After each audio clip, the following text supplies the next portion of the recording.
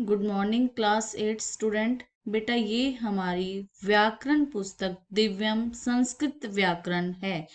आज हम इसमें पाठ 1 वर्ण विचार के बारे में पढ़ेंगे।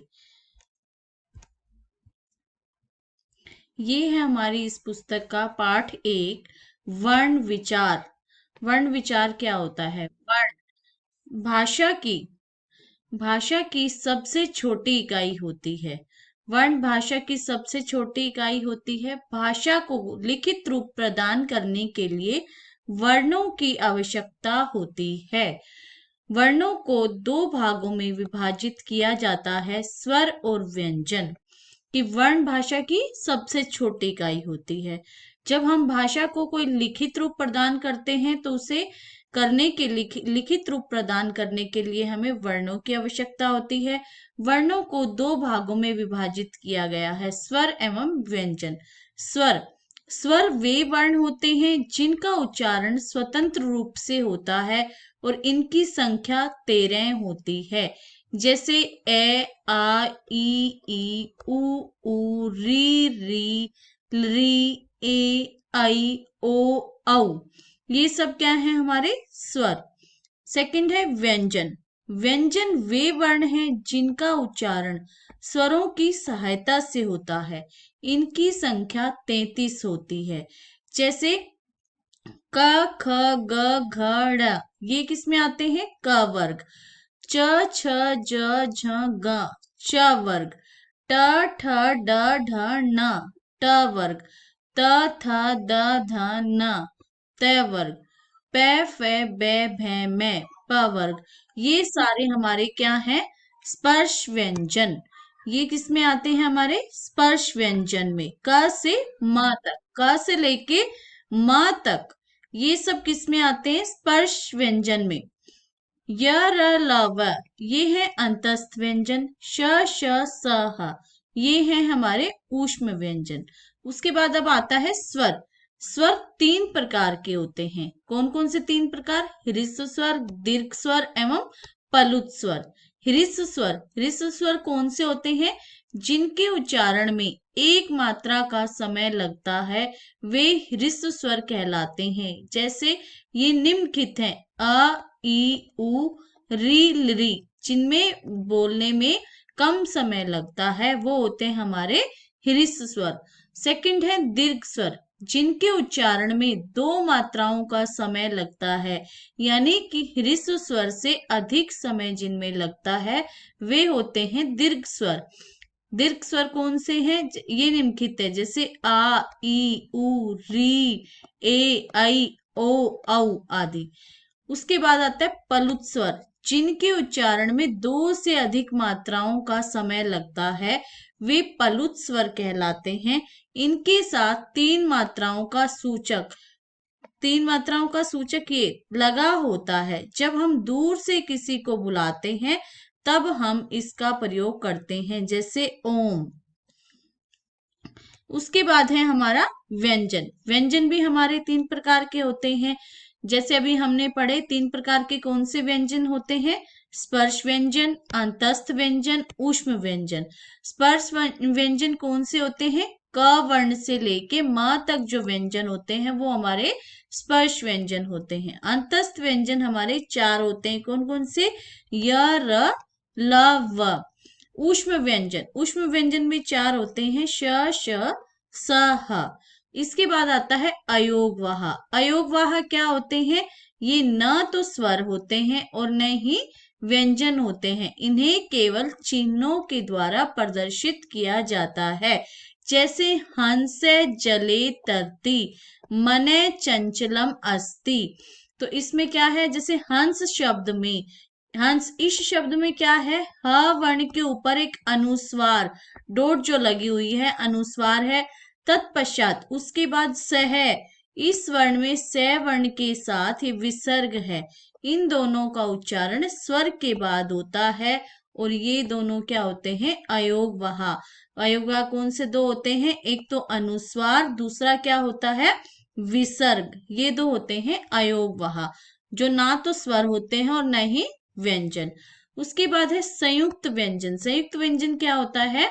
जो व्यंजन दो व्यंजनों के योग से बनते हैं उन्हें हम क्या कहते हैं, उन्हें संयुक्त व्यंजन कहते हैं। जैसे क्षय, क्षय किससे बनता है, कै और शय, दो व्यंजन है हमारे, क व्यंजन और श व्यंजन से मिलके क्या बनता है, क्षय।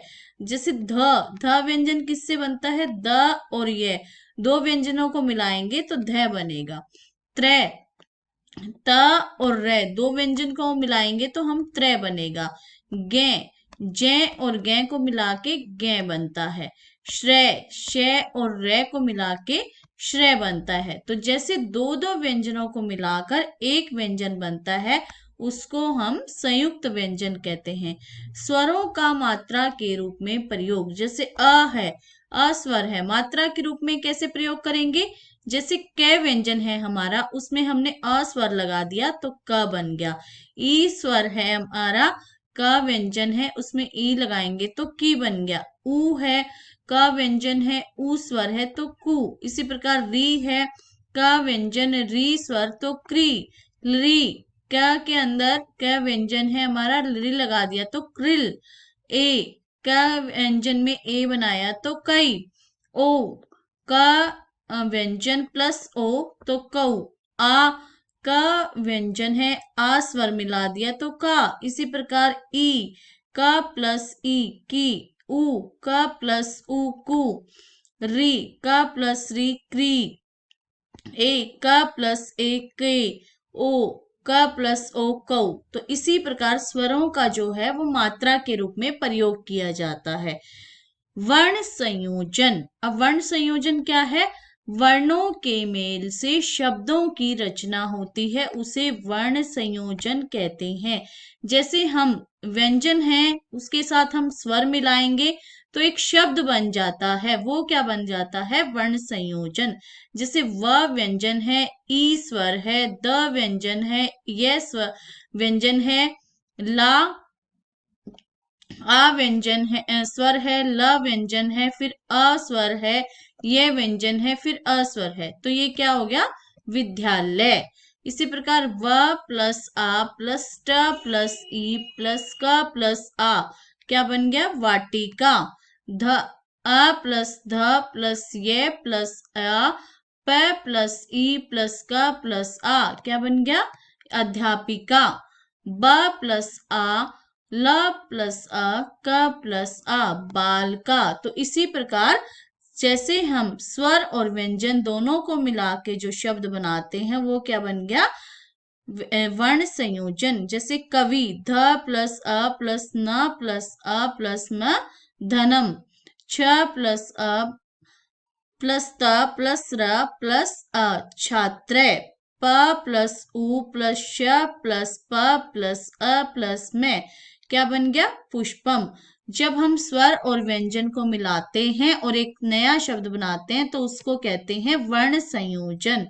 उसके बाद अब हमारा आता है वर्ण विच्छेद। वर्ण विच्छेद या वर्ण विन्यास, शब्दों की रचना वर्णों से होती है।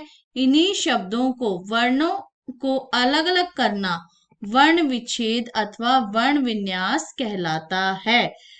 जैसे अभी हमने क्या पढ़ा था, वर्ण संयोजन की अलग अलग स्वर और व्यंजन थे, उससे हमें एक शब्द बनाना था, वो था वर्ण संयोजन। अब वर्ण संयोजन में हमारा दिया हुआ है ये, जैसे स प्लस सुषमा शब्द दिया हुआ है तो हम इसको अलग करेंगे। इसमें स प्लस उ, श प्लस अ प्लस म प्लस आ, तो ये क्या बन गया, सुषमा। इसी प्रकार बालिका, ब प्लस आ, ल प्लस ई प्लस क प्लस आ, बालिका। हाँ, परिवार, प प्लस अ प्लस र प्लस ई प्लस व प्लस आ प्लस र प्लस ए, तो ये क्या बन गया, परिवार है। जनके, ज प्लस अ प्लस न प्लस अ प्लस क प्लस ए, जनके। पुत्रा, प प्लस उ प्लस त प्लस रे प्लस आ, पुत्रा। Dinesh, the plus E plus न प्लस ए प्लस श प्लस ए, दिनेश। तो इस प्रकार जब हम शब्द को अलग अलग टुकड़ों में करके लिखते हैं तो वो होता है हमारा वर्ण विच्छेद, जैसे महात्मा, नदी, नृत्य, भ्रमर आदि। तो ये सब क्या है हमारा वर्ण विच्छेद। तो ये हमारा आज का पाठ था, पाठ 1 वर्ण विचार।